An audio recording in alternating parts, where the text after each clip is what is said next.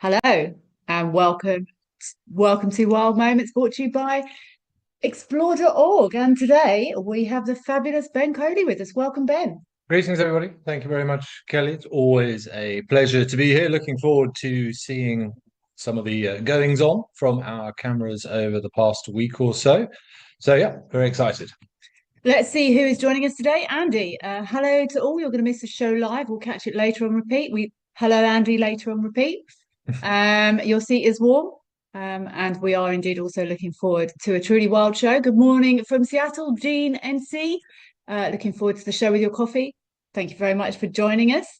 MG Leopard Spots, welcome to the show. Thank you for being here, MG Leopard Spots. You can't wait for the show. Great conversations. Thank you for all you do. You rock. So do you, MG Leopard Spots, and everyone else that makes this show possible. Thank you all so much for being here. So, Mr. Coley, what have you been up to lately? Tell us everything. Well, as normal, I have been doing a variety of star-related things, just trying to make use of the clearer weather before the summer hits us and cloud cover abounds. But obviously, the highlight for me recently, and hopefully all of you watching had a chance to view it, depending on your geographical location, was the lunar eclipse from 2 Sundays ago. The 7th, I think it was. Did a lovely event, and we had telescopes set up, live views of the moon. We looked at Saturn and discussed all things eclipsy, some of the cultural beliefs behind what the African tribes think was happening back in the days. So yeah, that was very cool. So yeah, that's as normal. I've had my head up in the sky. What about yourself, Kelly? Bit of this, bit of that. I actually very excitedly got my very first African cuckoo hawk yesterday. Very Quite cool. proud of that. I've never seen one of those before. They are indeed very attractive birds. Did a bit of foresty stuff yesterday, looking at some small things, learned some stuff about microfibers in mushrooms, in wood and fungus. And yeah, I was getting down with the small things yesterday. But other than that, just hustling, really, Ben. Very nice. Hustling. Well, African cuckoo hawk is a good one. I'm trying to think the last time I saw an African cuckoo hawk was probably on Korongwe, maybe. But probably a good 2 or 3 years ago. So yeah, Hmm. that is a nice one to see. But nice to see some of the summer migrants returning as well. I've seen kites and warburgs, Hmm. eagles, and some of the cuckoos and the nightjars are all calling, red-breasted swallows, plenty of those at the moment. So great to see some migrants back as well. Summer is indeed upon us. It was, what day is it today? There's 40. Did we hit a 40 degrees on Tuesday in the Lowfeld? Yeah, I think Hoodsport was around about 40, 41. So yeah, as usual, we've skipped spring. We've just gone from winter to summer, but we're used to it up here now. So just before we jump into our clips, who else have we got? We've got Jean Gao. Good morning. They're in the Cascade foothills near Seattle. Coffee, breakfast. The sun is getting ready to peek over the mountains. Welcome, Jean Gale. Thank you very much for joining us. Jack DeBoer, good morning from Chesapeake, Virginia. Cindy, good morning from Pittsburgh. Thank you all for joining us from the other side of the ocean there. You are all very welcome. But without further ado, we've got some excellent clips, which, as usual, we have not seen. So there may be some confusion, some discussion. But let's jump straight into the first clip.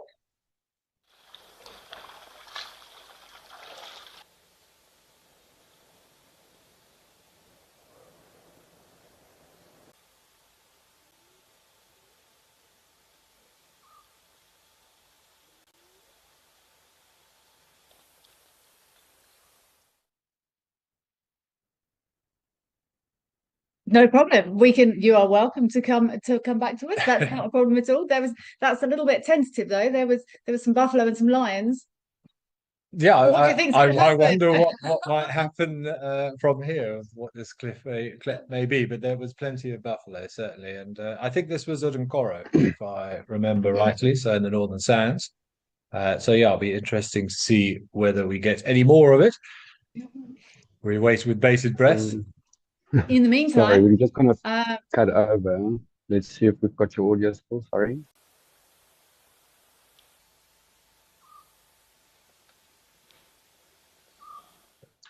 No, sorry, no audio.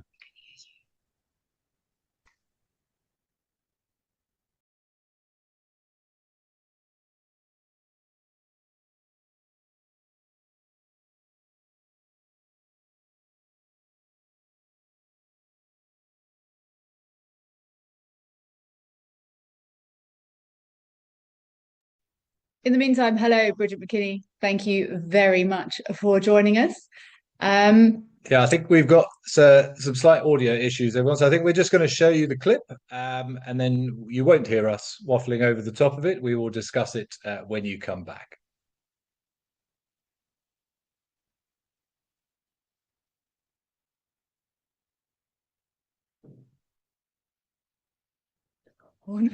Or maybe not, or maybe it won't.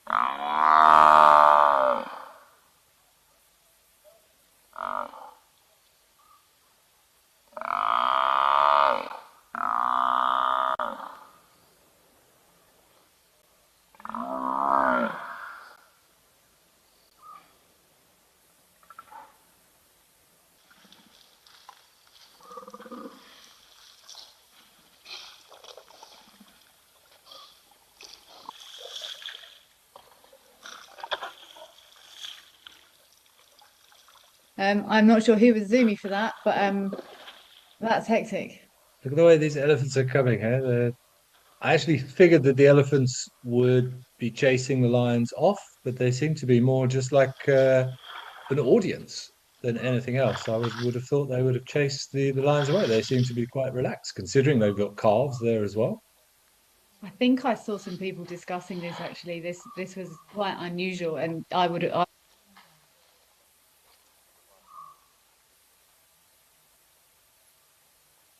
for those elephants to get involved there and chase those lions off, but clearly not on this occasion. Yeah, that's very strange. I mean, amazing to see a successful hunt. I'm not sure what happened to the rest of the herd. Right at the beginning of the clip, we saw there was plenty, and it's quite normal for a buffalo to. The rest of the herd had been scattered, unless that was a different part of it. But yeah, that's very strange. I mean, I see there's some looks like some spotlights there. So whether human presence had anything to do with the fact that the elephants were so unusually relaxed, but that's very odd. Let's see if we can have another look at this clip.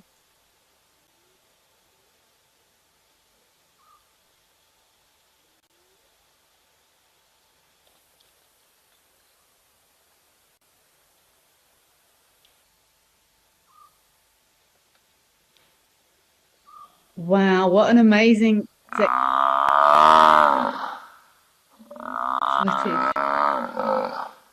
How bright those pupils are as well in the darkness.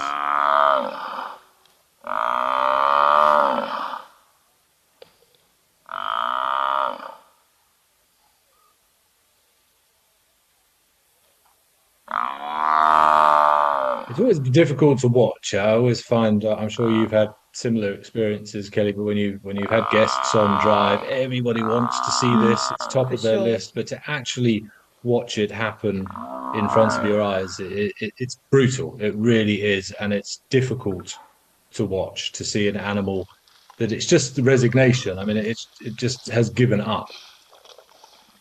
I've never actually seen a buffalo kill. I've one or two buffalo kills, but various other things. But the situation is often the same with buffalo, particularly difficult. It takes a while. But this is still really unusual to me that the elephants, you can see that initial approach is out. You fully expect them to chase the lions off. But then you can see everybody looks pretty relaxed. Everyone's fiddling around. There's not eye contact with the buffalo or the lions.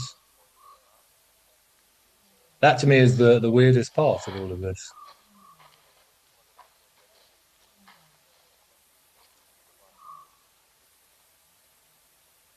Resignedly, is that a word? Resignedly. I don't think so. The elephants almost go, that's the end of that then, and Yeah, they turn and walk away. File off. That to me is highly unusual because elephants love chasing lions. I'm sure I mean, they love chasing most things, particularly the youngsters, but that's, yeah, very strange that they just, as you said, it's like, I think resignation was maybe the word you're looking for, just resigned themselves to the buffalo's fate. You knew what I meant. I did. And just watched it unfold and then wandered off doing their own thing. Very unusual. But yeah, it's I'm not sure who was on duty that night for the camera, but it must have been high excitement and some brilliant footage that they managed to capture there. That's absolutely fabulous work from the Zoomies. So well done. Okay, let's see who else we have joining us. Thank you very much for being here, whoever you may be. Sonegro32, greetings to you too. Mufasa, hello, thank you very much for being here. Mufasa. Karu, hello Karu, thank you for being here. Oh, you'd love to see that, but it was very cool. It was my first time. It was very exciting. And when you know you get excited about a first time bird, yeah, it's all over. Then you're officially a bird geek. On Sonegro, I'm not sure what that means. Montenegro 32 chunk FBW. I'll read it out because that's what I've got in front of me, but I've got no idea what it means. You're having a cup of black coffee to warm up your 13 degrees. Oof. That's absolutely freezing by our standards here. April Owls, thank you very much for being here. Good morning from sunny Connecticut. Thank you very much for being here. A little bit late.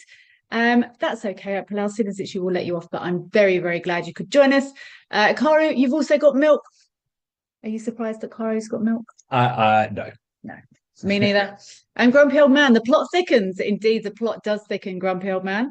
Not sure what's happening here. Jack DeBert, they did kill it, and this must be what was coming through when there was a little bit of confusion about the clip there. There was indeed an elephant audience on Sonegro. That is quite upsetting. Mufasa, someone joked the other day that elephants showed it to their calves as a way of leave the herd and you'll end up like this. That's awful. Who said that? That's terrible. Jack DeBert, lions live in groups called prides. They do indeed. Did I say something else? I don't know. It's possible. I could have called it a herd. Who knows? Grumpy Old Man, better you than me, my friend. Mufasa. Could they ignore it since they had lots of calves amongst them and couldn't? Possibly. Maybe that was something to do with the fact they didn't want to get involved and they just wanted to take their little ones away. But yeah, again, as is often the case, we often end up confused from these clips. Yeah, I don't buy the fact that they were just watching. Maybe it was an educational thing for the calves, but you'd have thought if they were worried about the calves, they would have just gone elsewhere or protected the calves. Yeah, possibly it was some sort of, yeah, be careful of this. This is what sometimes happens. But it was just very weird. They seemed unusually relaxed. Still, but they weren't even sort of. They all went very, very still. But yeah, again, these cameras capture some very odd behaviors sometimes. But moving on. Let's have a look at the next clip and see what else we can see. Oh, I thought this was remnants from the last clip, but I think it's a day or two later, if I recall. So I think it's the same kill, but we've got 4 males there and a very inquisitive hippo. No.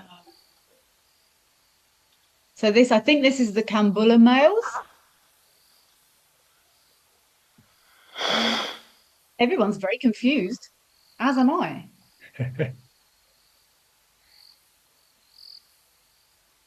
I love watching things like this.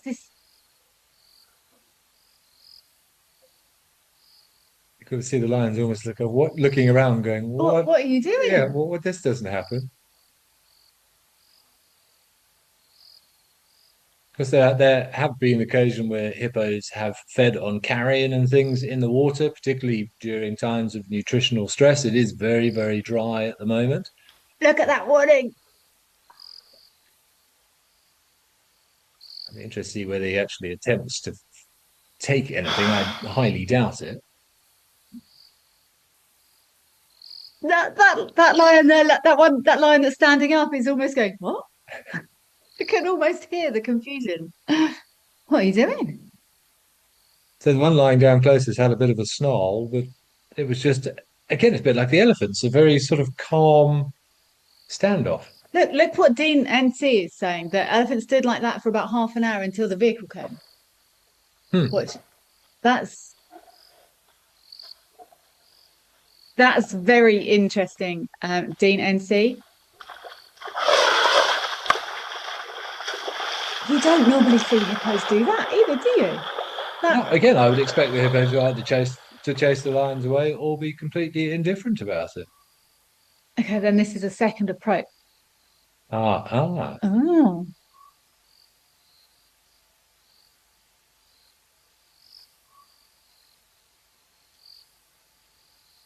We're here, but I hope the screen doesn't come back to us because we're peering. We've got that it's not. See, look, what's that about?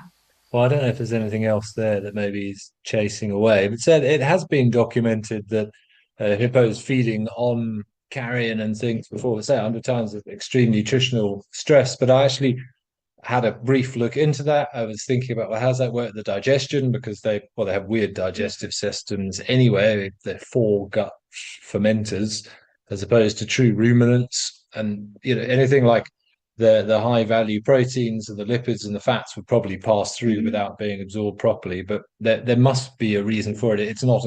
It's uncommon, but it has been recorded repeatedly of hippos poking around at carrion, whether it is a curiosity and trying, almost like sort of mouthing it to try and understand better about what's going on. But I didn't physically see him ripping strips of flesh. No, it felt to me almost like I'm making up words today. Investigatory We'll let that one pass. Approach. But again, very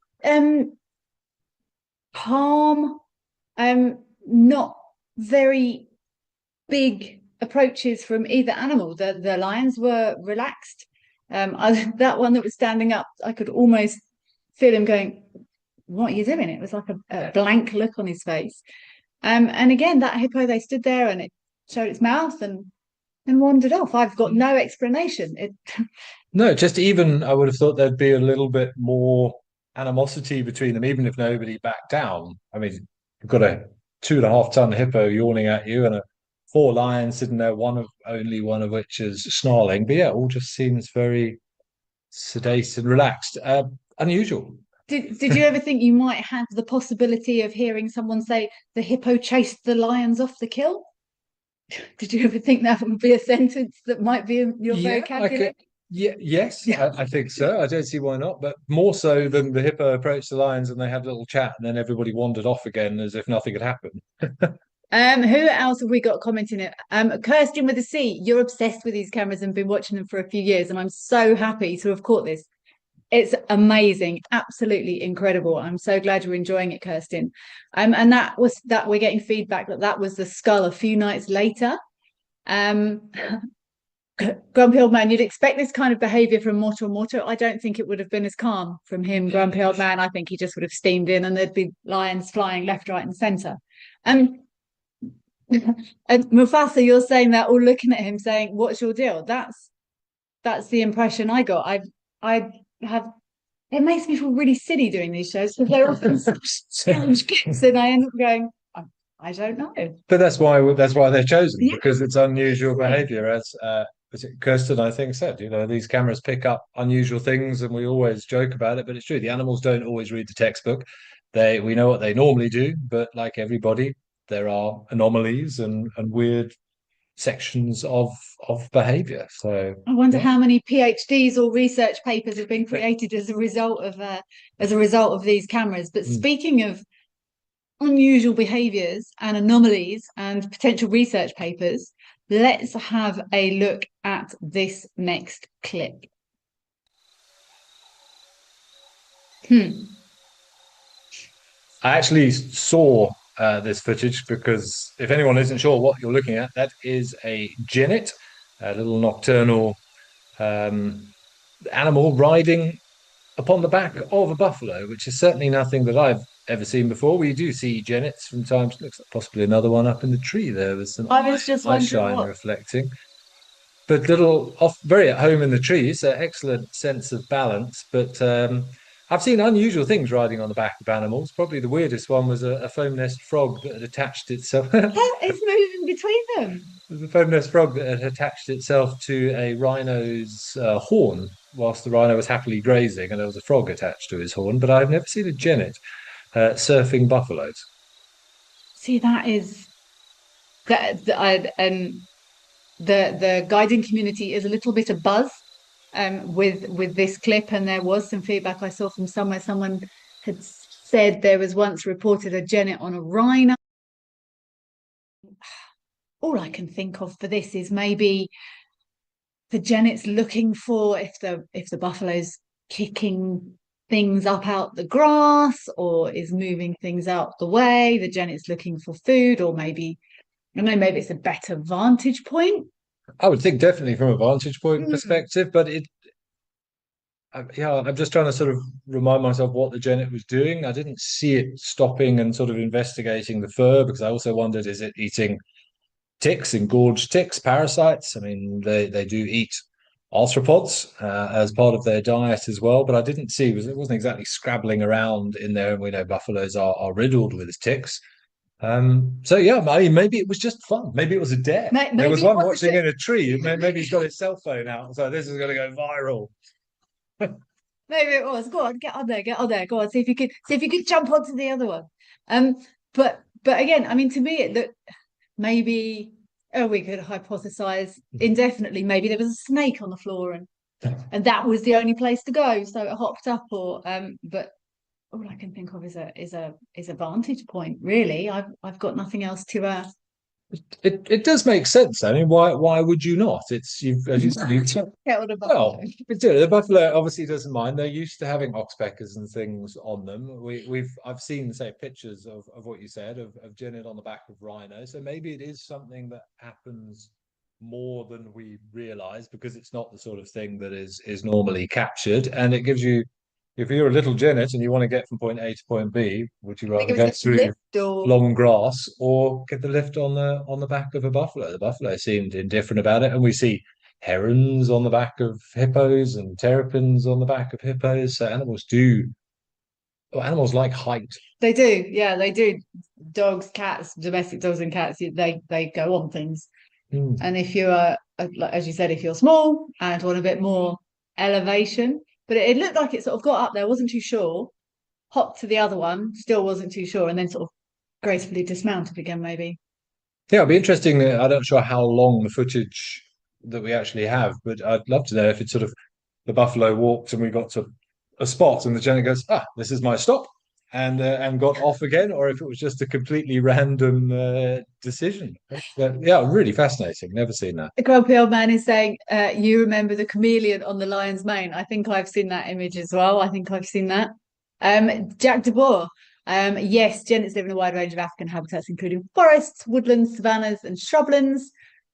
Bridget McKinney, could the genet eat ticks? And then, yeah, same mind as the great Ben, same sort of thought pattern there. And we've just got the update. That was it. It jumps off its head. So hopped off over the front. But yeah, maybe it was. I would say it's a height stroke predatory tactic. Yep. I just like the idea that I'm going with my idea that there was one in a tree filming it, and it was a dare. Okay. I think that's the most logical. You stick with that, and I'll go with that. I'll come from a. But I've got nothing better. Brilliant. Okay, well, on that very confused hypothesis note, let's move on to our last clip of the day and see how much more confused and befuddled we can get. Oh wow, crocs look amazing under infrared. We normally just see their eyes, but that's very cool. You can actually see those osteoderms on the back, and the fact that they're warmer and the blood flow being closer to the surface. And how much hotter the exposed area is, and look how big and bright that eye is as well. What was that? A ripple up on there? There are some ripples. What are those ripples? That is that that its eye? And, That's it. That's the eye reflecting there. I thought there was some sort of infrared patch on its nose or something. Are these fish? I assume so. Yeah. Oh wow! That is amazing.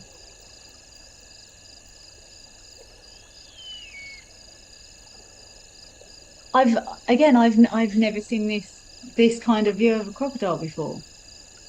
No, normally at night time, if you shine the spotlight and you just see them as they do, they sit out with their heads out and you can see their eye shine reflecting. They've got excellent nocturnal vision. Um, and we know that there is a lot of a lot of crocs feed on fish, but this one seems, we've got some movement. These ones possibly not worth it.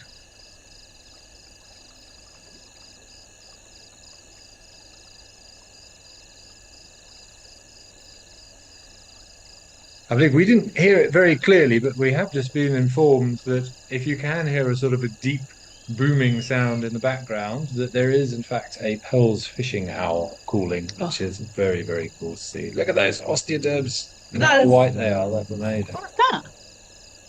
Oh, we're never going to know. It's gone. Is that, what is that?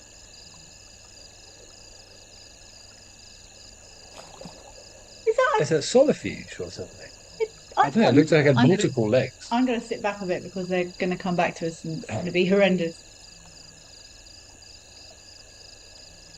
I reckon it was a solifuge. Do you think? In the water?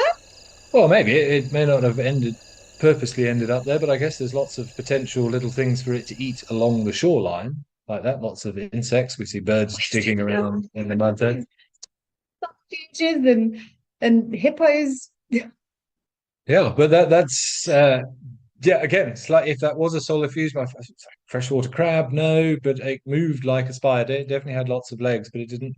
You do get fishing spiders, but that was big. If you think of the size of the crocodile, we don't really know how big the crocodile was. I'd say pretty decent. I reckon that solifuge, one of those big orange, your favourites, one of those big orange ones. But maybe it was just the movement of it. I mean, crocodiles. It's one thing that's always weirded me out about crocodiles, particularly they're obviously predators. So most other predators have got their eyes at the front of the head, but crocodiles' eyes are on the side of the head. They have about 270-degree vision, which is unusual for a predator. They're normally binocular vision. I'm sure there is a little bit, but it does, they say, allow it to scan a large area of the shoreline for movement and prey detection. But it's evidently sensitive enough to see a spider moving close to it. I've just never seen a crocodile sort of bother with a spider. They ignore birds, and there's fish swimming around it, and it chose to take out a solifuge. Yeah. I'm not convinced that was a solifuge. Or an arthropodic thing. Arthropodic thing.